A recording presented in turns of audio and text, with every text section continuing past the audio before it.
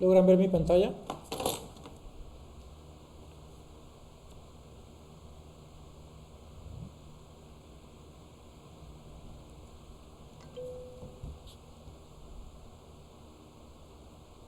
Listo, en la clase pasada habíamos quedado en nuestro sistema cerrado, el cual dice que em, no varía su masa y que su frontera admite intercambio de energía con sus alrededores, pero no de materia, que se conoce como control de masa o masa de control.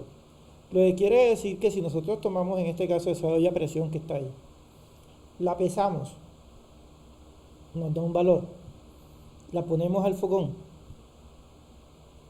dejamos que se caliente y la volvemos a pesar, su peso debe ser el mismo. Entonces,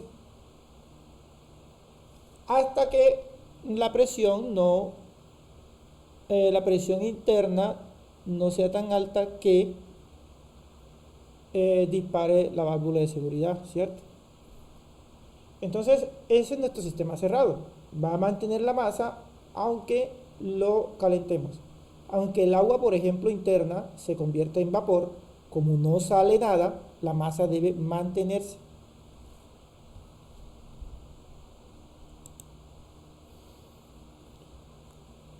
Entonces, cuando ya la presión interna es tan alta que salta la válvula de seguridad, nuestro sistema se convierte en un sistema abierto, donde es en el que hay intercambio de materia y de energía a través de su frontera con el entorno. Se conoce también como volumen de control. A través de la frontera es posible la transferencia de calor, trabajo y masa. En los sistemas abiertos la frontera se denomina superficie de control. Entonces, cuando aumentamos la presión, pues va a salir vapor de agua. Si después que nosotros, por decirlo así, volvemos a pesar nuestra olla a presión, debe pesar menos, porque el agua se nos convirtió en vapor, entonces, y salió cuando la presión aumentó. También, entonces tenemos también nuestros sistemas aislados. Y el mejor ejemplo de un sistema aislado es un termo. Es el que no es posible la transferencia de masa ni de energía a través de la frontera con sus alrededores.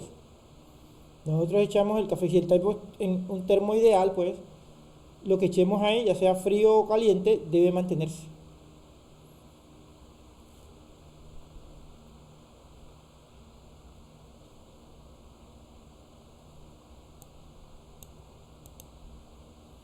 Entonces tenemos las propiedades termodinámicas, que son las características que definen el estado o comportamiento de un sistema.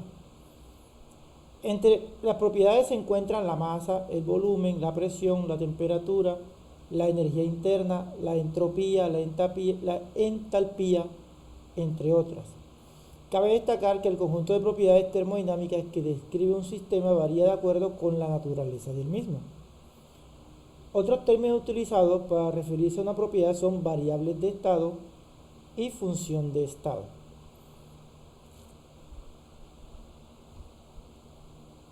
Las propiedades termodinámicas se clasifican en intensivas y extensivas.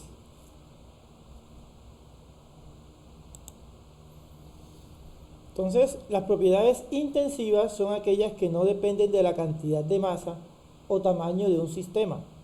Es decir, su valor es independiente del tamaño o masa del sistema y por lo tanto permanece igual aunque el sistema se divida o se cambie con otro. Se combine, con otro.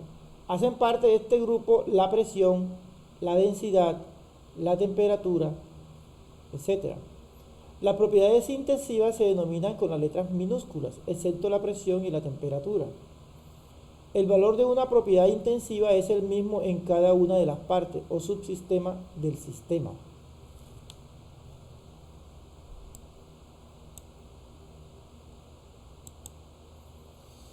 Ejemplo de las propiedades intensivas.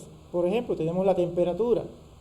Si tenemos un litro de agua a 25 grados centígrados y dividimos ese litro en dos partes de 500 mililitros o miligramos o mililitros o centímetros cúbicos, cada una, ambas seguirán a 25 grados.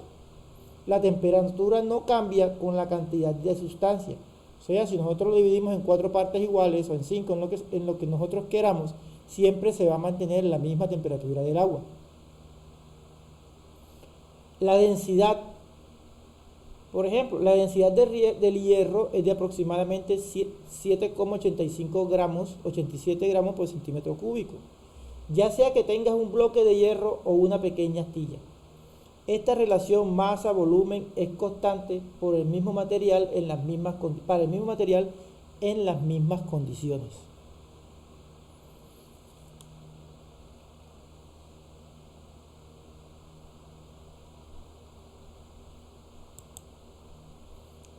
¿Hay alguna pregunta hasta ahí?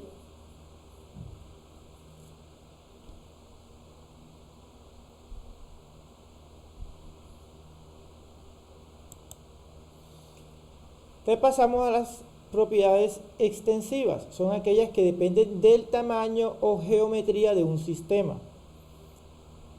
Es decir, su valor cambia según la masa o el volumen del sistema. Hacen parte de este grupo la masa total, la energía interna, el peso, el volumen, la viscosidad. Estas propiedades se denominan con letras mayúsculas excepto la masa.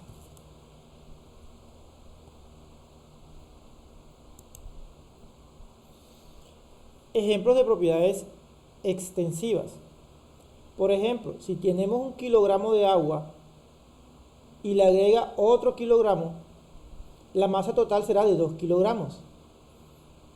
Depende directamente de la cantidad de materia. ¿Cuánto es 1 kilogramo de agua?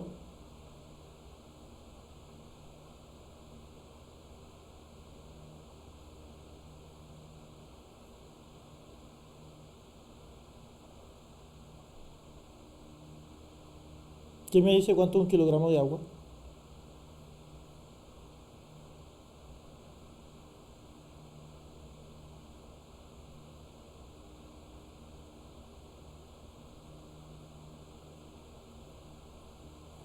¿Nada?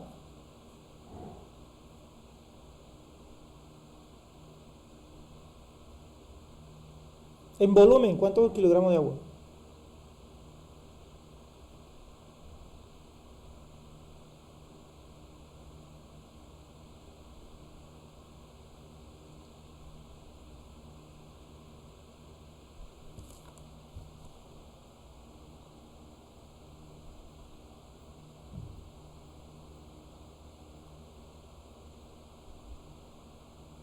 ¿Están ahí o estoy hablando solo?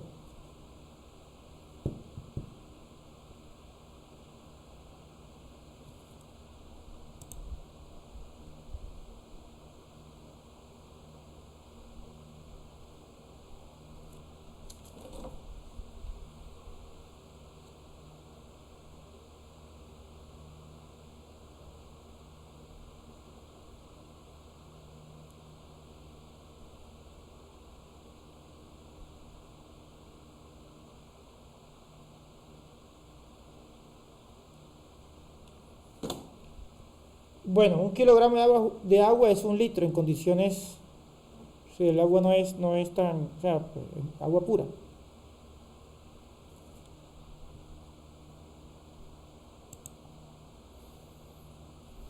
Entonces, si juntamos, por ejemplo, 2 recipientes con 1 litro de aceite, por ejemplo, juntamos 2 recipientes con 1 litro de aceite cada uno, el volumen total será de 2 litros. Aumenta proporcionalmente con la cantidad de sustancia.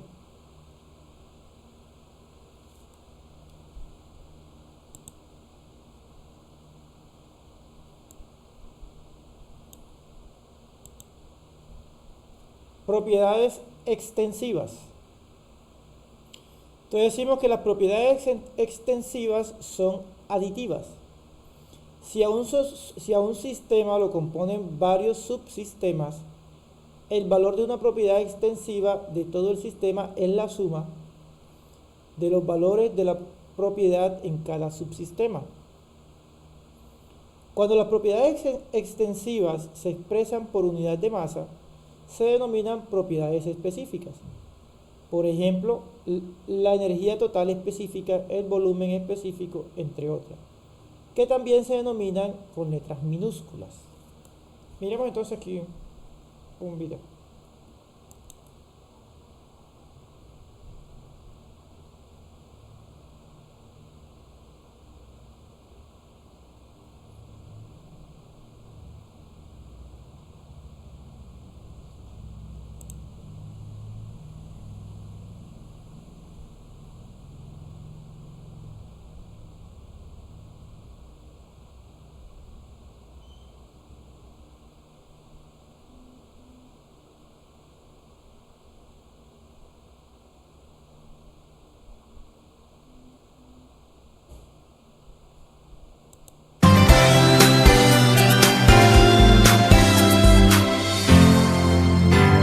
¿Sí logran ver ahí? ¿Y escuchar?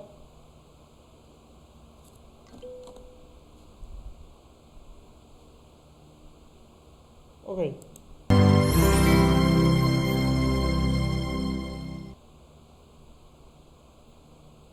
Bienvenidos a la mejor asesoría educativa. En esta oportunidad hablaremos acerca de las propiedades de los sistemas termodinámicos. En la clase anterior hablamos de que la termodinámica era una rama de la física que estudiaba la energía. Además se habló de que el primer paso para resolver un ejercicio termodinámico es establecer el sistema termodinámico e indicamos que existen básicamente estos tipos de sistemas. Sistemas cerrados, donde no hay transmisión de masa con los alrededores, pero sí puede haber transmisión de energía con los alrededores. El sistema aislado, donde no hay transmisión ni de masa ni de energía con los alrededores. Y finalmente los sistemas abiertos, donde sí hay transmisión de masa y energía con los alrededores. Estos sistemas abiertos también toman por nombre volumen de control. Además, se dio un nutrido número de ejemplos donde se detallaban estos tipos de sistemas. Si te has perdido de esa clase, no te preocupes, acá en la mejor asesoría educativa te dejamos todo a la mano. Entra acá en la esquina superior derecha de la pantalla y disfruta de esta genial videoclase para que aprendas termodinámica de verdad. Después de este breve repaso, comenzaremos con el tema de hoy, es decir, las propiedades de los sistemas. Sabemos que un sistema es una porción del universo, pero este sistema guarda ciertas características o propiedades que lo definen, que le dan cierto estado. Estas propiedades pueden ser la masa, la energía interna, la entalpía, la entropía, el volumen, el número de moles, la longitud, el peso, la carga eléctrica, etc. Estas son algunas de las propiedades de un sistema. En los próximos videos nos vamos a detener en cada una de estas propiedades para definirlas e indicar sus unidades. Por ahora solo las nombraremos. Vale destacar que estas propiedades toman por nombre propiedades extensivas. Y todas estas propiedades extensivas dependen del tamaño del sistema, de la cantidad de masa o materia del sistema. Ahora te proporcionaré un secreto, una clave, para que jamás olvides reconocer estas importantes propiedades. La clave es la siguiente: la propiedad del todo, es decir, de todo el sistema, siempre será igual a la suma de la propiedad de las partes del sistema. ¿Pero qué significa esto? Vamos a abrir acá más espacio para explicártelo con mayor claridad. Supongamos que tienes una masa de 8 kilogramos. Si esa masa la divides en dos partes, por ejemplo, una de 5 kilogramos y otra de 3 kilogramos, observarás claramente que justamente la suma de estas dos partes es igual a la masa del todo. Eso es lo que significa esta propiedad. Supongamos que tienes un trozo de material con cierto volumen. Vamos a suponer que ese trozo tiene un volumen de 2 metros cúbicos, por ejemplo. Y ese trozo tú lo divides en 4 partes. 4 partes de 0,5 metros cúbicos, 0,5 metros cúbicos, 0,8 metros cúbicos y 0,2 metros cúbicos. Si has cortado ese objeto en estas 4 partes, necesariamente la suma de todas estas partes será la suma del todo, de todo el sistema. 0,5 más 0,5 es 1. 1 más 0,8, 1,8 más 0,2 es igual a 2 metros cúbicos. Y esto siempre sucede con cualquier propiedad extensiva. El segundo tipo de propiedades son las llamadas intensivas. Estas no dependen del tamaño del sistema. Es decir, es exactamente lo contrario de las propiedades extensivas. Estas acá en la parte superior, que todas ellas sí dependían del tamaño del sistema. ¿Cuáles serán estas propiedades intensivas del sistema? Veamos algunas de ellas. La temperatura, la presión, la densidad, el punto de ebullición, es decir, el punto donde una sustancia pasa de la fase líquida a la gaseosa, el punto de fusión, que es el punto donde una sustancia pasa de su estado sólido a líquido, la elasticidad, la viscosidad, etc.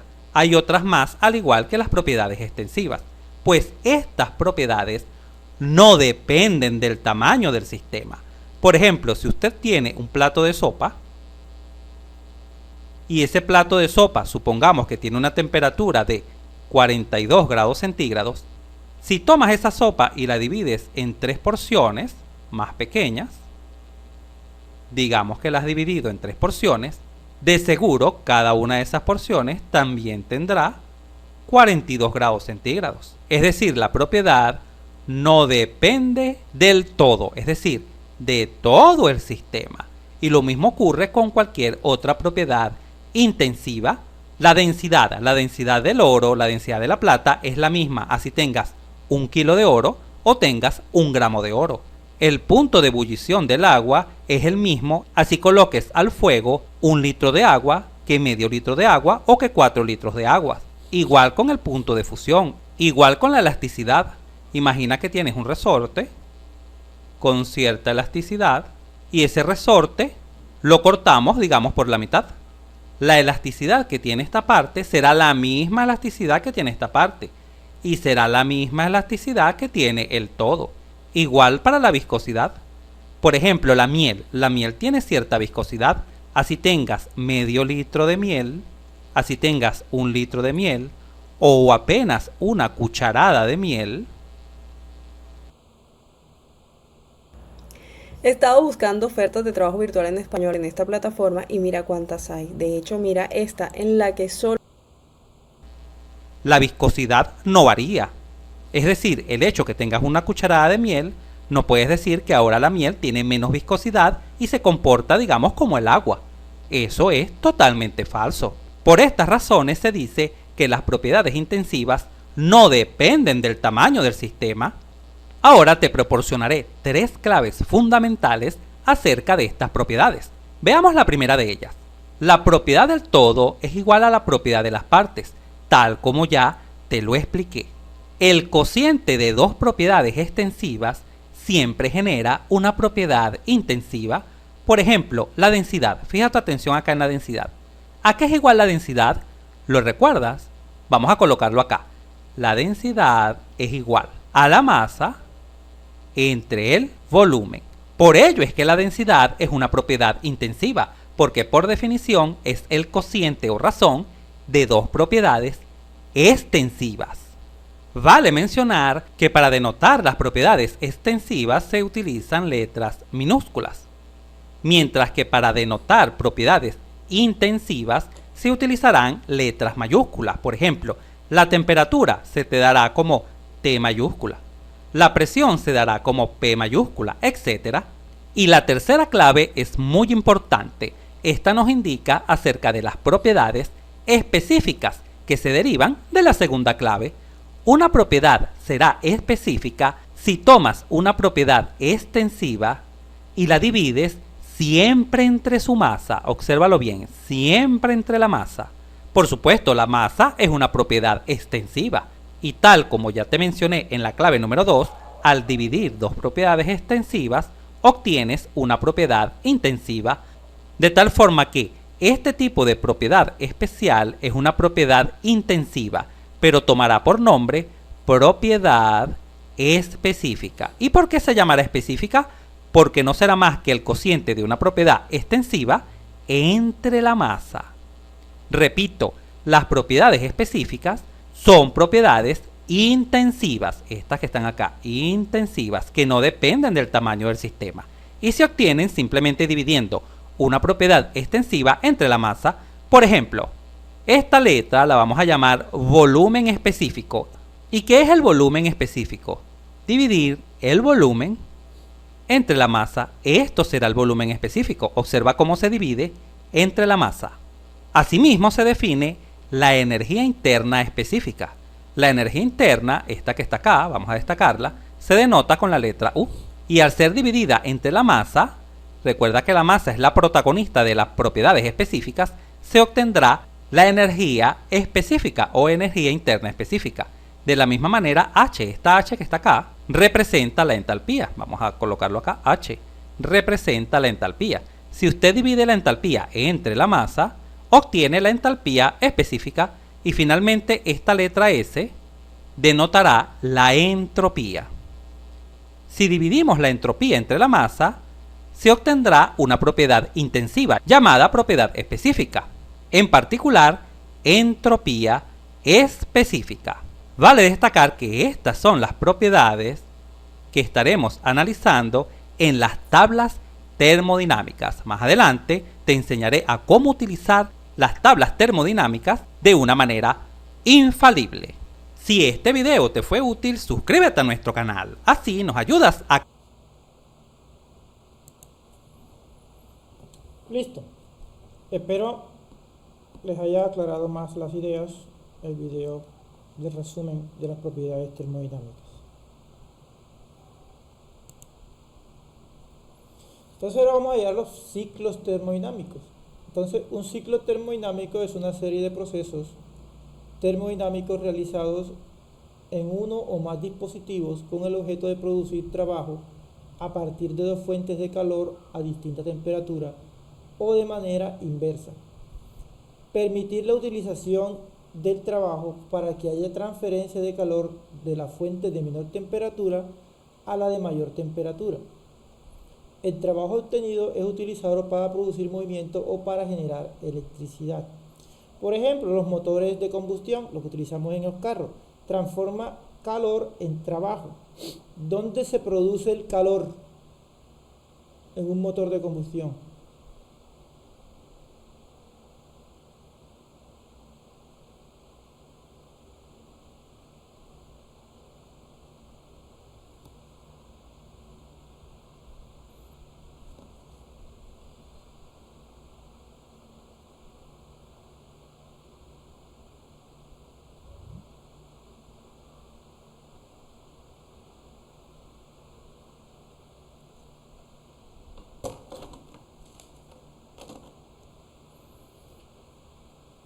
Otro ejemplo es el refrigerador, que convierte el trabajo en calor.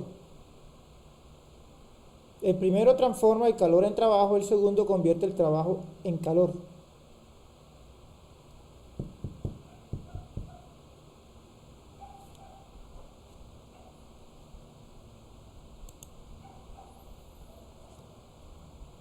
Entonces aquí tenemos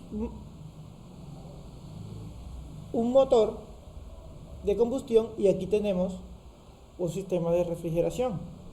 Entonces, los ciclos termodinámicos se pueden clasificar en ciclos de potencia y ciclos de refrigeración. En el primero se produce una cantidad neta de trabajo. En el segundo, un flujo de trabajo permanece siempre como un gas. Los dispositivos que se utilizan para los ciclos de potencia son las máquinas térmicas y los dispositivos usados para ciclos de refrigeración son los refrigeradores, acondicionadores de aire o bombas térmicas. Aquí, en la cámara de combustión, es que se genera el calor para mover el pistón. Este va a esta biela que va por allá al cigüeñal. El cigüeñal empieza a mover lo que sea, el carro, la moto. En cambio aquí tenemos nuestro gas y mediante el proceso mecánico lo comprimimos El gas, por sus propiedades físicas, cuando se comprime se calienta y mediante esta válvula de expansión acá se enfría y vuelve otra vez a su estado original. Entonces, de aquí sacamos calor y lo echamos a otro lado. Entonces, este ciclo es repetitivo. Este ciclo de acá no es repetitivo.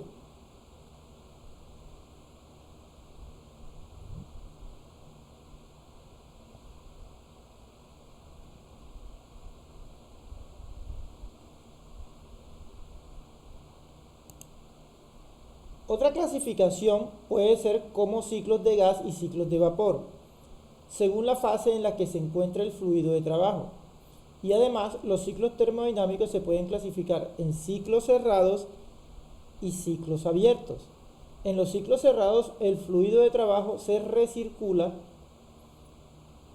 retornando al estado inicial cuando culmina el ciclo. En los ciclos abiertos, el fluido de trabajo se renueva al final de cada ciclo, o sea, no se recircula. En ese orden de ideas, cuál es abierto y cuál es cerrado en las dos gráficas que tengo ahí.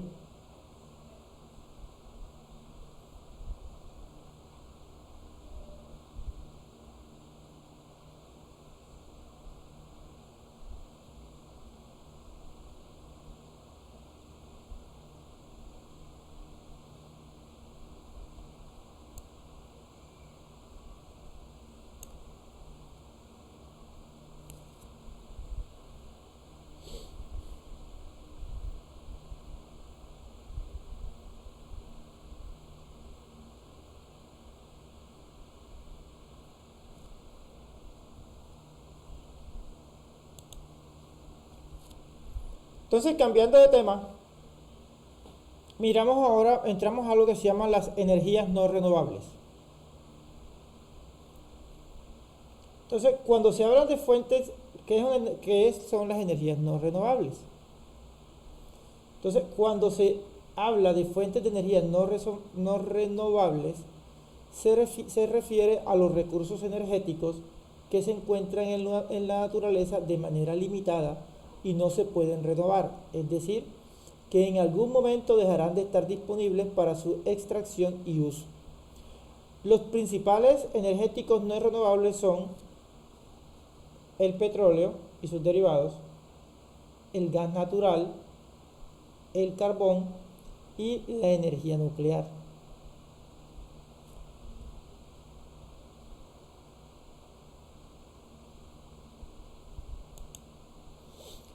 Entonces, el petróleo, el gas natural y el carbón se denominan combustibles fósiles debido a que se encuentran en la naturaleza gracias a los procesos de descomposición de la materia orgánica ocurrido hace millones de años.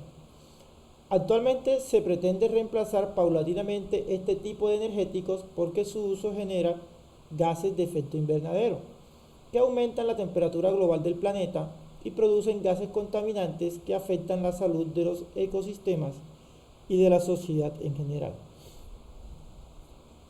La energía nuclear a nivel mundial es utilizada para la generación de electricidad en grandes centrales, ya que no emite gases de efecto invernadero.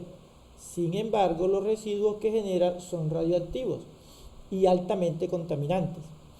Además, han ocurrido accidentes donde, como consecuencia, grandes extensiones de tierra han tenido que ser evacuadas y no pueden volver a ser usadas durante mucho tiempo. Y para muestra un botón que es Chernobyl en los territorios que están ahora en guerra con Rusia. En Colombia no existen centrales de generación nuclear, pero en las grandes potencias y en los países como Brasil y Argentina existe ese tipo de energía. De hecho, China hay un elemento radioactivo que se llama torio y no es contaminante, y hace poco, después de más de 30 años de estudio, abrió una central nuclear a base de torio y el torio sus residuos no son contaminantes.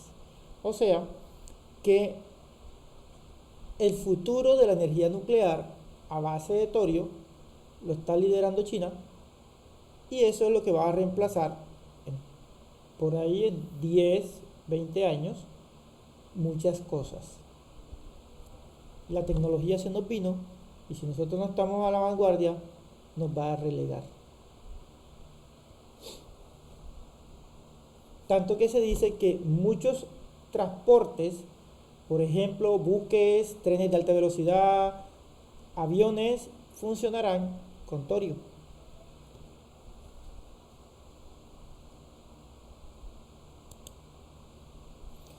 Dentro de las energías no renovables, pues tenemos la industria del petróleo. El petróleo pertenece a la familia de hidrocarburos y es denominado oro negro debido a su color y la importancia, más que todo la importancia que tenemos en nuestras vidas. En la actualidad, sin petróleo, la vida sería muy triste porque muchas cosas dejarían de existir. Por la transformación que se les, por toda la influencia que tienen nuestras vidas. Aplicaciones. El petróleo ha sido uno de los protagonistas fundamentales del siglo XIX en el desarrollo de los procesos industriales, el transporte y la generación de electricidad. Además, sus derivados tienen gran cantidad de aplicaciones y sirven de insumo para muchos de los productos que usamos a diario.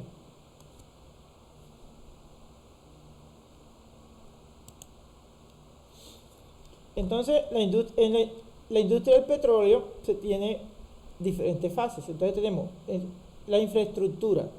De acuerdo a la Agencia Nacional de Hidrocarburos, ANH, en 2018, la infraestructura asociada a la industria del petróleo es denominada también cadena de petróleo y se compone de las siguientes actividades: una exploración sísmica, una exploración perforatoria, la producción, la refinación, el transporte y por último la comercialización.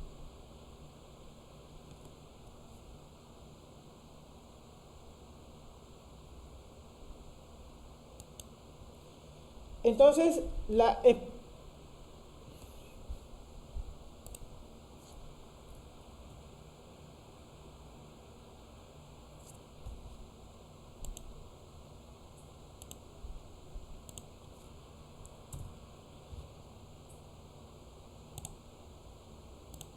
exploración sísmica consiste en el reconocimiento de las capas de rocas que existen en el subsuelo a través de técnicas de emisión de ondas de sonido con generadores de energía.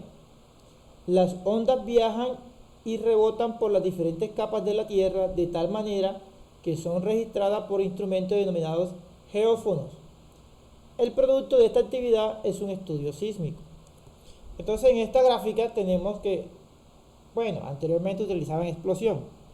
Ya no, ya se utiliza un equipo donde manda una señal y esta señal va a ir rebotando. Algunas señales rebotan y otras siguen su curso, y los geófonos lo van detectando, que son como unos transductores, por decirlo así, captan la señal en las diferentes partes y acá se procesa en el sismógrafo y dará una imagen del subsuelo. De hecho, ya se sabe, por ejemplo, cómo, fíjense que aquí dice que la velocidad de la señal en roca sólida es más rápida que en el suelo. De hecho, los sismógrafos son tan sensibles que uno lo pone, por ejemplo, pone un sismógrafo a 10 metros o más, por ahí 20 metros, y uno salta y él detecta, como si hubiese habido un temblor. Él detecta el movimiento de la Tierra, el movimiento que el salto de nuestro lo detecta el sismógrafo.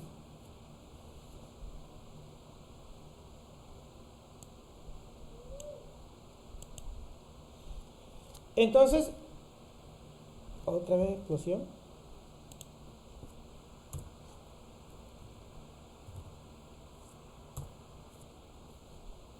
La exploración perforatoria es que dice, posterior al estudio sísmico, se procede a realizar en el terreno analizado perforaciones con taladros especiales de tal manera que sea posible llegar hasta la capa de roca donde posiblemente exista un depósito de hidrocarburos. De hecho, la sísmica, ya los geólogos saben, por ejemplo, la clase de roca donde puede albergar el petróleo. Entonces, por ejemplo, cuando hacen la sísmica, ellos, como ya tienen, mediante ya estudios, han descubierto cómo viaja la señal en esa clase de roca. Entonces, por lo tanto, es que ellos dicen, bueno, aquí hay esta roca, ojo, esta roca que puede tener petróleo. Entonces, ahí es que, como ya se detectó por sísmica la clase de roca que puede existir allá, empezamos con la perforación a ver si está la roca, también hay petróleo, ¿no? Que por eso que dice posiblemente.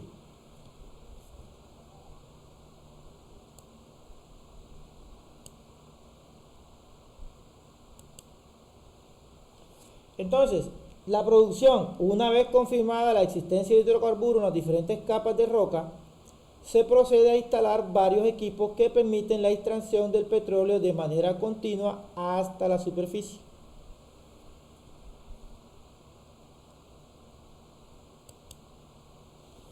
Una vez el petróleo se extrae, se procede a transportarlo desde el pozo hasta los sitios de almacenamiento y procesamiento. El petróleo es conducido a través de oleoductos, camiones o barcos.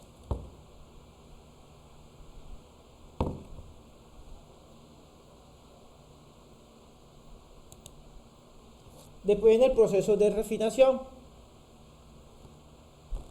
Es un proceso mediante el cual se le hace tratamiento térmico al petróleo para obtener sus derivados: gasolina, diésel, gas licuado de petróleo, coque, en fin, toda esa cantidad de cosas. El lugar donde se realiza el proceso se llama la refinería, que ya todo el mundo hemos escuchado de ella. Comercialización, ya todos sabemos cómo se comercializa. Consiste en la venta y distribución del petróleo y sus derivados a los clientes o usuarios. Normalmente se utiliza la figura de distribuidores mayoristas y distribuidores minoristas. Entonces, como resumen, miremos este video.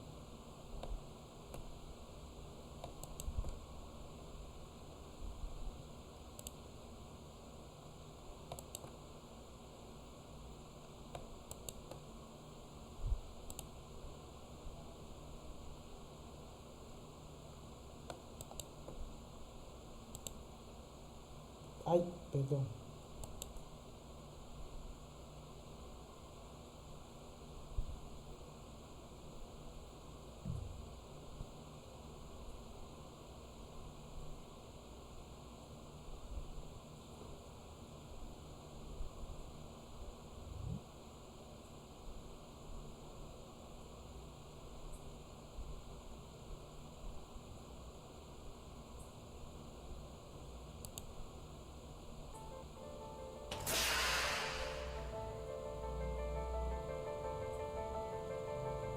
Hola amigos, hoy aprenderemos la importancia, beneficios y procesos que se deben llevar a cabo para obtener hidrocarburos. Para empezar, les contaré, ¿qué hace la Agencia Nacional de Hidrocarburos?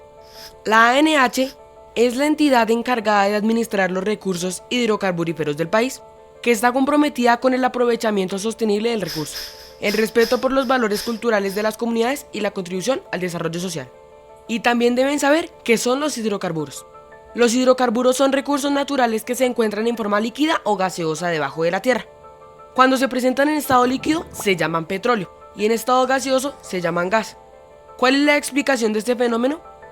Años atrás, grandes cantidades de animales y plantas murieron debido a fenómenos naturales, quedando depositados al interior de la tierra. Su descomposición, por altas temperaturas y presiones, dio paso a los hidrocarburos, que son extraídos del interior de la tierra para obtener muchos productos de uso diario. Conozcamos el proceso paso a paso para obtener hidrocarburos. En la etapa de exploración se adquiere información sísmica. El objetivo es localizar los lugares en donde posiblemente se encuentren los hidrocarburos. Cuando esta actividad se va a desarrollar en territorio de grupos étnicos, se debe hacer el proceso de consulta previa, que concilia el derecho al desarrollo económico de la nación y los derechos especiales de los grupos étnicos. Cumplidos los requerimientos legales, iniciamos nuestra exploración. Con la información sísmica podemos ver el estado de las capas de rocas que se encuentran debajo de la tierra. Se emiten ondas de sonido, que viajan por dichas capas dando como resultado un registro gráfico por medio de instrumentos llamados geófonos. Así se obtiene una imagen del subsuelo, que muestra dónde se pudo haber acumulado un recurso natural. Esto no nos asegura la existencia de hidrocarburos, y por ser actividad de bajo impacto no requiere de licencia ambiental. Para obtener estos resultados se abren unos caminos angostos en el terreno y con la ayuda de instrumentos topográficos se trazan líneas de varios kilómetros para obtener la orientación del curso de la línea sísmica. Luego se abren huecos con taladros manuales en los cuales se introducen los generadores de energía que producen las ondas. Se fijan los geófonos al terreno y se unen a través de cables. Se emiten las ondas de energía que viajarán a través de las capas de rocas. Estas se devuelven hasta la superficie y llegan a los geófonos, los cuales reciben la información y la transmiten a un computador. En cuestión de segundos podremos ver los resultados. El producto final es una imagen de las capas que hay debajo de la tierra, al terminar la adquisición. La compañía que desarrolla el estudio sísmico tiene la obligación de dejar el área en buenas condiciones técnicas, sociales y ambientales. Una vez interpretada la sísmica, podemos entrar en la etapa de perforación exploratoria. Vamos a esperar a que baje nuestro taladro. En nuestro país, este y muchos procesos de la cadena productiva de los hidrocarburos son regulados, lo que nos obliga a cumplir unos requisitos y leyes que buscan el equilibrio sociocultural de nuestro país. Algunos de estos entes reguladores son la Dirección de Etnias del Ministerio del Interior y de Justicia, Ministerio de Ambiente, las corporaciones autónomas regionales, entre otros. Conozcamos las capas de tierras y rocas hasta llegar al posible yacimiento. Ahora perforaremos estas capas de roca y tierra para llegar hasta la capa donde posiblemente se encuentran acumulados los hidrocarburos. Parece sencillo, pero no lo es. Antes debemos adecuar el terreno, con la construcción de piscinas para el tratamiento de lodos, campamentos para el alojamiento de los trabajadores e instalación del taladro. Se perfora el pozo a través del taladro, el cual atraviesa las diferentes capas de rocas que se encuentran debajo de la tierra. Esta perforación produce recortes de rocas que son llevados a la superficie mediante sistemas de circulación de lodo y se depositan en piscinas de tratamiento. El tratamiento del agua utilizada en este proceso es importante y debe ser sometida a limpieza antes de ser dispuesta nuevamente en el terreno. Es posible que en cualquier momento se detenga el taladro para continuar o no con el proceso de producción. Se detiene. Ahora solo nos resta esperar los resultados en la pantalla, para saber si tenemos que abandonar el pozo o podemos continuar con la etapa de producción. ¡Listo! Se está cargando. Efectivamente se encontraron hidrocarburos. Podemos continuar. En esta etapa se pueden perforar varios pozos de acuerdo al tamaño del yacimiento encontrado. Para extraer los hidrocarburos se utilizan dos mecanismos. A través de válvulas llamadas árbol de Navidad, cuando los hidrocarburos fluyen a la superficie por sí solos, o mediante una máquina llamada balancín, cuando estos necesitan ayuda para subir a la superficie. La presión subterránea generada por los elementos que acompañan el petróleo, por ejemplo gas y agua, ayudan a que éste salga a la superficie por sí solo. En este caso, se instala un conjunto de válvulas llamadas árbol de Navidad, que regulan el paso del petróleo. Pero si no existe esa presión, se emplea el balancín, el cual mediante un permanente balanceo acciona una bomba en el fondo del pozo que succiona el petróleo hacia la superficie. Vamos a usar el árbol de Navidad, ya que el pozo tiene energía propia. Estén listos, en cualquier momento vamos a sentir la presión y la velocidad. Nos detendremos un momento en los tanques de almacenamiento, para posteriormente iniciar el transporte a la refinería. En la etapa de transporte, los hidrocarburos son llevados desde la boca del pozo hasta los sitios de almacenamiento y procesamiento, como son las estaciones de bombeo, refinerías y centros de comercialización. Se transportan a través de oleoductos, gasoductos, carrotanques y buques. Preparémonos para otra descarga de velocidad. Vamos por un oleoducto a la siguiente etapa, la etapa de refinación. Se preguntarán ustedes en qué consiste el proceso de refinación. Consiste en transformar el petróleo sometiéndolo a altas temperaturas que alcanzan los 400 grados centígrados para obtener productos derivados. No importa si experimentamos ese tipo de cambios físicos debido a la temperatura. Esta nave cuenta con una protección especial que nos dejará conocer el final del proceso. Alcanzados los 400 grados de temperatura, podemos conocer qué productos se obtienen del petróleo.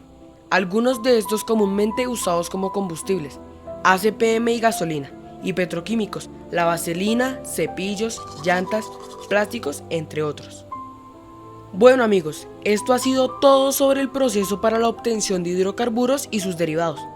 Recordemos por último que el buen manejo de los recursos de regalías por parte de las administraciones regionales y locales se ve reflejado en el mejoramiento de la calidad de vida de las comunidades y en el progreso de las regiones.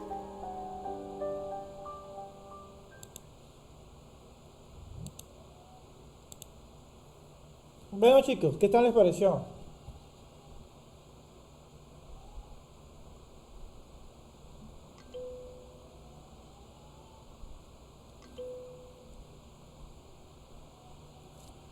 Hay algo y es que, no sé si ustedes están acostumbrados a que las clases sean magistrales, que yo solamente tendría que hablar, pero la idea es que las clases sean más, donde ustedes tengan participación. Yo siempre trato que la clase se haga así para que no se nota, para que no sea monótona, ¿sí? Entonces, porque de hecho a nosotros nos van a pasar listas, por decirlo así, simplemente que yo no paso lista. Y una forma, cuando yo estoy en la clase y hago preguntas que se haga participativa, uno va diciendo, bueno, este sí está aquí, porque como es virtual, yo puedo abrir mi computador o abrir mi celular, lo tiro en la cama, me voy para la calle y se acabó la película. Se sabe que esta formación es más 80% de ustedes y 20% de nosotros, pero sería bueno que participaran más, porque eso conlleva esa interacción, nutre la clase. Entonces, chicos, muchas gracias. Gracias por asistir. Y nos estamos viendo entonces la próxima semana. Bien, pues. Profe, Dígame. qué pena, buenas noches, Buenas profe. noches. Profe, ¿qué actividades pendientes tenemos con usted? Déjame yo miro ahí, porque es que había unas actividades que yo no sabía que el SENA no validó, creo, con la página, esa página que tenía ahí. Y entonces hay que organizar esa entrega. Sí, es un laboratorio que hay, pero creo que es una simulación o algo así.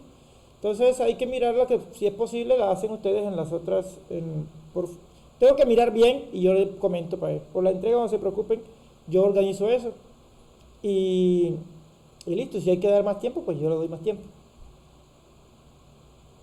Ah, ok, profe, sí, muchísimas gracias. Es que la gran mayoría estábamos confundidos de qué trabajos teníamos pendientes. Ya esta semana, porque es que no he hecho el empalme con el profesor Fabio, entonces yo tenía 3 grupos, ya quedo con 2, entonces quien va a quedar con ustedes soy yo, y voy a tener el otro grupo, entonces ya organizo todo eso y entonces la otra semana debemos ir ahí sí, con nuestro rumbo Profe, como debe ser. o sea que Dígame. usted va a quedar como director de nosotros, por decirlo así, de esta ficha. Líder de ficha, no director. Ah, ok. Profe, y es que lo que pasa, no sé si mi compañero Mario Cárdenas lo había comentado, pues que para seleccionar el líder para sí mismo, digamos, cómo obtener esos beneficios como estudiantes virtuales que el compañero Mario había comentado. No, no sé, Pero no sé pues nada de creo eso. que no se conectó hoy. O sea, como vocero, algo así. Sí, eso, el vocero para sí mismo reclamar, digamos, que lo que pasa en el SENA presencial, que digamos le dan auxilio de transporte, entonces digamos a los de virtuales colaboran de pronto que creo que es con internet. Entonces el compañero Mario había comentado eso y quedó ahí en veremos. La verdad no tengo conocimiento de eso. Yo sé porque yo estuve, el año pasado estuve de virtual, perdón, de presencial, y sí, a los aprendices presenciales tienen un subsidio bastante relativamente alto pues para estudiar, porque cuando yo estudié a mí no me pagaban. Este, pero los virtuales no sé. Tocaría, bueno, pero los voceros los eligen ustedes, recuerden, ¿sí? Ustedes son los Ah, que, sí, profe, sí, eso sí, sí lo tenemos en cuenta. sí, los voceros, ustedes ya por medio del chat y todo eso, ustedes se escogen y ya eligen su vocero. Entonces, pero eh, no, sería bueno averiguar, la verdad, no estaba enterado de que tenían ciertas ayudas los virtuales, la verdad no. Yo digo, es mi primera vez Sí, yo dictando virtual. tampoco, sí, profe, yo tampoco tenía idea, sino que perdón, el compañero Mario había buscado en la regional de donde nos dan Ajá, la, la ficha y sí. pues él dio que primero tenía que uno pasar como por un proceso para ahí sí mismo reclamar esos beneficios. Y primero era como seleccionar el vocero. Sí, de hecho ustedes, creo que en el primer mes o algo así, ustedes deben tener el vocero. Pues le voy a hablar de la experiencia que yo tuve presencial. Después de 3 meses, ¿sí? Es que los aprendices reciben los subsidios dados por la institución. ¿Por qué después de 3 meses? Porque ya por estadística, los primeros 3 meses lo que es como que se hacen el filtro, o sea, se filtra el mismo el programa, o sea, el que se va a quedar, pues se queda, el que no deserta. Entonces, después de 3 meses, como que ya la gente se nota que quiénes son los que están realmente interesados en este caso, en la tecnología. Entonces, por eso que se toma ese periodo de tiempo. Pero deben elegir su vocero, debe haber, no sé si alguien los contactó de la regional para que, pues el vocero tiene que identificarse ante la regional, que él es el vocero de ustedes, y así sucesivamente. O sea, eso es la experiencia que observo con la presencial. Sobre lo que es virtual, bueno, me pareció bien tu pregunta, voy a averiguar, claro, así es, voy a mirar a ver cómo es. Ayer. Ah, listo, profe, muchísimas gracias. Bueno chicos, entonces que pasen un feliz resto de noche. Gracias por asistir.